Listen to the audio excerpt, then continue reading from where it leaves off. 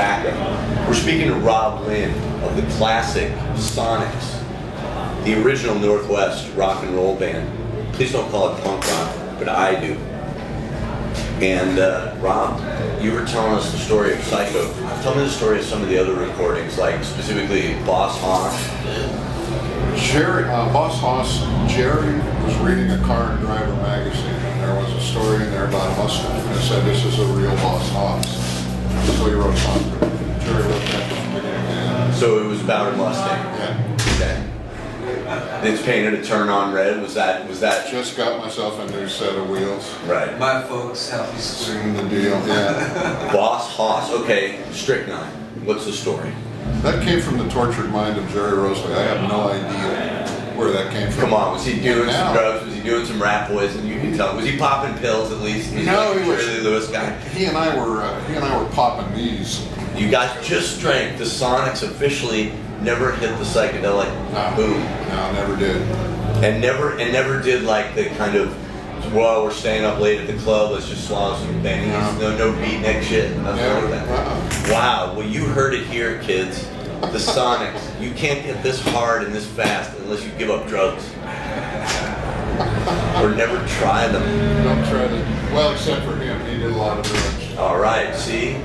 What? That's right on cue. We're doing a little interview for Radio Like You Want. We're speaking of the SONICS. Is this Larry? This is Larry Perico. Larry Perico, Tell you original what I'm gonna SONICS. do. I'm gonna trade. It was so great talking to you. May I speak to you? I'll just spell everything he just told you, right? Okay. Everything he's told you. Haven't seen Well, I it. told him how clean you were and how well in that case, he mannered. was right. So Larry, you're the decadent link in the SONICS. How's that? Well, I'm just feeding you. Oh, We were talking about songs. We were talking about how specific songs came up, and I was curious about Shot Down. What's the story on Shot Down? Because Rob was saying some of these were ones you just came up with the day before and never really did again. They weren't even part of the record. I really can't remember that specific song. I know other ones like Psycho. Right. We came up with, you probably told you after we Right. played their place. Louie, we were in the studio when we found that arrangement. What do you mean found that arrangement? Well, it's a 1-3-4 arrangement. It's a minor chord progression. I see. And the song had always been, I mean, there's 1,000 versions of Louie. They're all major 1-4-5. So we decided to make it 1-3-4 and more dirty. So like a lot of stuff like that, because we came to places unprepared. It was. How about the track He's Waiting? Thank you. All I can remember about that is plugging into different amplifiers to find a different tone. But I can't remember what amplifier. I wish I knew the amplifier. Did you do any tricks like poking your amp with a pencil or making little holes in it, or how did you get that kind of heavy before pedals? Overdriving the tubes and the rectifier. And get a small enough amp where you can turn it on 10. Right. I heard in Greece, the greatest one I've heard yet is they said, we understand that you packed ice around your tubes and put tinfoil over them. But no tricks. You just cranked it. Yeah. It's a warmer distortion. Even now I can't use a distortion pedal because it makes things spin. I want to make things spin. It has the opposite effect. So I try to distort the amplifier. And as you just said, the SONICS at their base are a dance band. A band that's just made to make people shake their Oh, originally, yeah. I mean, those songs that we cut were for when the kids used to come to a dance, and drink beer. when they have to sneak beer and Yeah. It was younger crowd. right. We're very decadent radio shows, so we're always interested in the first stories and all that stuff. What happened during the SONICS era that was just mind-blowing? What happened as it kind of moved into as you guys started doing covers, Sapper covered it, Birds covered it, and things were getting more psychedelic out there. What did you see? How does the scene really change for you guys? You're at the end because it seems like people didn't dance anymore. They still were, and we were still playing. The band was, as it was comprised of them, somewhere in there. So there was still dancing as well as like going sound with things on the wall, light shows and all that. But that really wasn't our thing. We were more of a hard driving thing and not psychedelic, although we did that. Right. Let me ask you about the. Wow. Okay, I have to separate the where you have from pretty now I'm starting to lose my train of thought, but there were certain songs that I was really curious about, which was the first song. It was supposed to be a B-side. I don't know if it was supposed to be a B-side, it was going to be our first record, and it was going to be a dance called Dwarves. And initially, when we were first recording, it was actually at a radio station. It was a recording studio at a radio station, I think it was 2-track. And every time that he said yes, I had a piece of steel going on the guitar string. Thank God he eliminated that. What did you think of the guitar players that kind of followed the more rhythmical era that got into more lead guitar, quote unquote, thing? That wasn't really your bag either. You were super heavy rhythms, and every once in a while you rip out 16 bars. Actually, our set list at the time had 20 songs, but there were rhythm and blues and things like that. So did you start to extend down the leads you take, or were you influenced at all by Hendrix and some of the Northwest? Not by him so much. Really, it was Freddie King.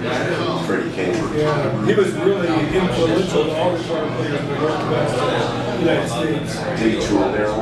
No, but he had a record out called and he had 12 instrumentals on it, and they were just really. So Freddie King, I hear that name all the time. In fact, he was talking about my friend Clint. Really? I play in the Dwarves. It's great to listen to you talk. I'm sorry, I didn't mean to interrupt. So your brother Andy, he's not touring anymore. No, he didn't really want to. And at the time when we were trying to get back together again in 2007, Everybody in the band was so strong. I mean, it seemed like you guys held up a very high standard with every player. There's no weak link in the Sonics. That's part of it. It's very minimalistic, straightforward, and without every guy being really great, it just wouldn't be the same thing. yeah, and musically, I think that's why we played so much, because we weren't that good of players. We weren't musicians. We aren't musicians. Right. So we just try to approach it from an energetic. We wanted to be good, but we couldn't be good, so we just pounded. Did you guys continue hanging out when the band broke up, or did you start going your separate ways to school? Rob went into the Navy, I went into the Air Force. Were you drafted? Well, I was born to be. Right. I know. Yeah, we got separated mostly. Maybe talked once in so not much. And Bob didn't participate in music anymore. I don't think Jerry did. I started playing again in the early 80s. Then quit again. Yeah. Playing not with the Sonics, but Just play. I mean, it was, I raised the daughter as a single child, and when I raised her, she didn't know that I didn't play guitar. She knew I running around with my son, nothing about the band.